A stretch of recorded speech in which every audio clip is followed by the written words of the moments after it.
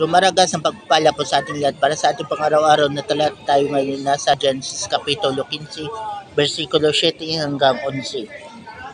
Sinabi pa ni Yahweh kay Abram, "Ako ang kumuha sa iyo sa Ur ng Kaldea upang ibigay sa iyo ang lupain ito." Itinanong naman ni Abram, "Yahweh, aking Diyos, paano ko malalaman ito'y magiging akin?" Sinabi sa kanya, "Dalhan mo ako ng isang baka, isang kambing at isang tupa, bawat isa'y 3 taon ang gulang. Magdala ka rin ng isang kalapati at isang bato-bato." Dinilangan ni Abram ang lahat ng iyon at biniyak ang bawat isa, maliban sa mga ibon. Inihanay niyang magkatapat ang pinaghating hayop, bagamat ang mga buwitri upang bumaba ang mga buwitri upang kanin ito, ngunit tinaboy sila ni Abram.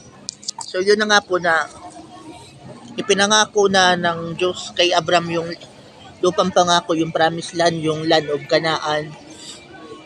Pero nagtataka pa rin si Abram kung paanong ang lugar na yun o ang lupain na yaon ay mapapasa kanya.